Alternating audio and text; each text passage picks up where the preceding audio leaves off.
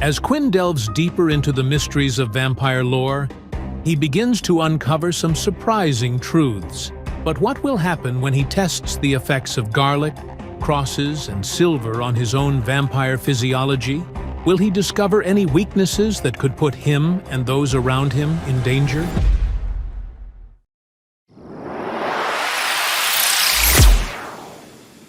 After finishing the test with the items, Layla was eager to try out a few of the other things she had brought along with her. Do I really have to worry about something like this? Not really, to be honest. I just wanted to try out everything.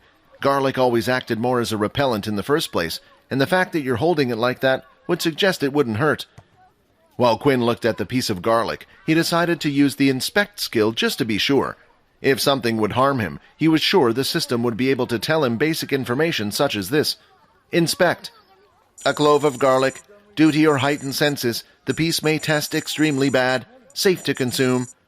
The good news was the system had informed him that the garlic wasn't poisonous, which meant it would be able to do with the other items as well.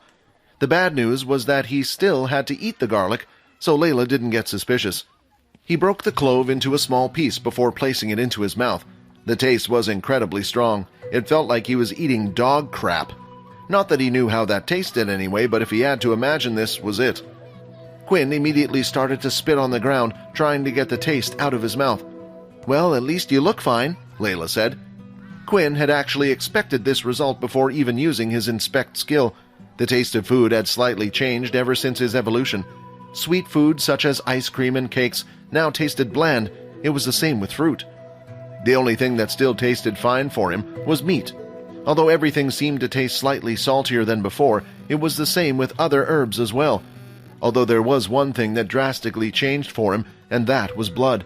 It had a greater taste than anything he had before, and was as sweet as caramel itself. Just thinking about it, Quinn wanted another taste, but he was still able to control himself just fine. It was the same way when someone thought about chocolate. They suddenly wanted chocolate, but they didn't need it.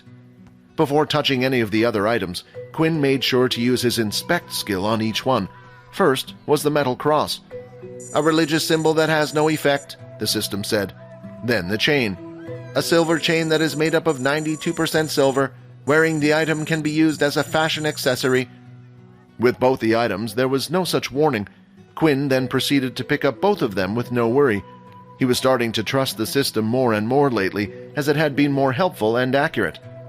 So, what's the story behind these two things? Quinn asked. I kind of get the cross, but what about the silver? And they're just for werewolves? Suddenly, Layla's eyes started to sparkle up. I'm glad you asked. Vampire lore has gone further back than you think. Even in Greek mythology, they have tales of vampires. The first vampire was said to be cursed by the god Apollo, to be burnt by sunlight.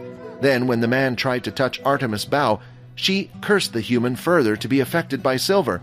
Layla explained. Of course, there are other reasons, but this is one of the older ones. Then with the cross, vampires have always been seen as workers of the devil, a creature that needed to suck blood to live, and of course God, in the eyes of many, is a fighter of evil, and the cross is a symbol of the god. Layla then grabbed both items from Quinn and placed them back in her bag. But now, looking at you, I can clearly see all of that was a load of rubbish, Layla said, sounding a bit disappointed by the whole experience. The only vampire weakness it seems you have so far is sunlight, although I have to admit that's a pretty big one. Do you feel like you're not getting older yet? What? Quinn said, confused. How would I even know? It's only been a few days. I mean, I don't feel any older, but I could say that about the rest of my life. You kind of just got older without realizing it. Then a dreaded thought had entered Quinn's mind.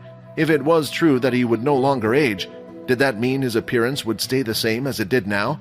Would he look like a young teenage boy for the rest of his life? With the test over, it was time for the two of them to head back to their dorm rooms. Quinn decided to head back to the dorm rooms and see if Vorden and Peter wanted to hang out and do something for the rest of the evening. But when he entered the room, once again neither Vorden or Peter was there. Quinn didn't worry too much about it. It seemed like he had been getting into trouble lately with the second years, but currently they were staying well clear of him after the incident. It was Peter Quinn was more worried about. He couldn't help but shake the feeling that these new friends of Peter weren't actually friends of his, and was wondering what to do. With that, Quinn decided to sleep for the night and wait till the next day. When he woke up, he was happy to see that the other two had managed to return to their rooms in the middle of the night. For once, the three of them had decided to head down to the canteen together, and after a long time, the three of them casually ate food and chatted about what they had done yesterday. Once the three of them had finished eating, it was time for them to head to their homeroom classes together.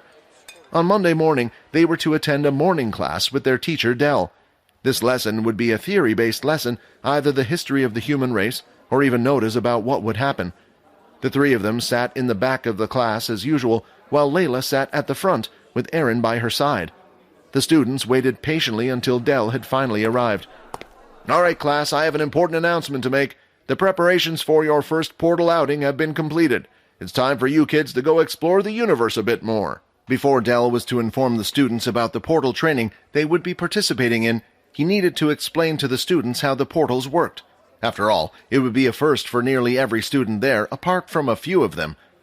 Portals allowed humans to travel to and back from locations that they had been to before. They were often used to travel to other planets. The technology was obtained when humanity managed to take down their first Dalki ship and discovered a portal inside. Usually when such advanced technology was discovered, people wouldn't be able to dissect and replicate it so easily. Just because you had the technology didn't mean you understood how it worked. But thanks to the legendary scientist named Richard Eno, he had easily been able to dissect all of the equipment found on board of the ship. Another great contributor to the war against the Dalki, some people assumed that he had an ability of some sort that helped him along the way, but these were just rumors and no one knew for sure. However, one thing for certain was he was a great man. Once he had found this technology, he distributed it not only to the military, but also to private companies as well. He made sure that such power wouldn't just end up in one group's hands. Back then, the world and humans were fighting together, but who knew what would happen once the war had ended? In today's world, there were generally three different groups of people who had and owned portals. The military was the first group. Next were private corporations. They usually had powerful originals backing them. Many of these companies would also form a faction, a group of powerful travelers, just for exploring other planets. And lastly was the group known as Pure, a group that didn't believe in the use of abilities. There were three types of portals, each different in color. There was green, orange, and red. Each of these portals meant a different thing. Green meant that the planet it led to had already been explored, and there were human shelters that had been built.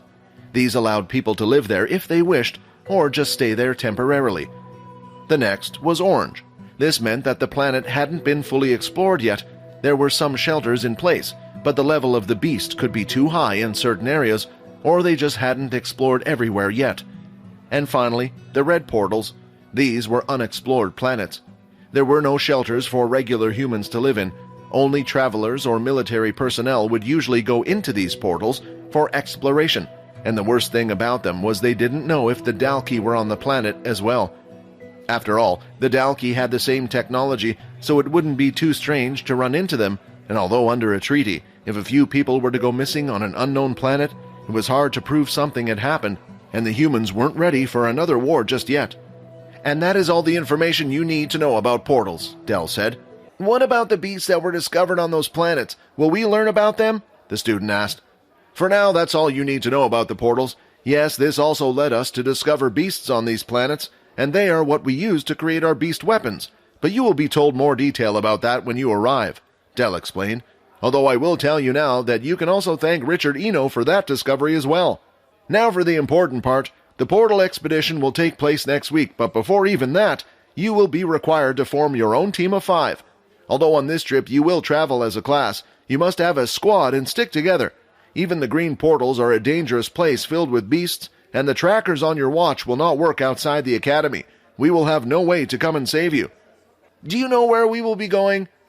"That information will be revealed to you on the day. Many of you here have family members who, if they knew where you were, would send guards out to protect you on these planets, but that wouldn't be fair, especially since we will also be assessing you on this.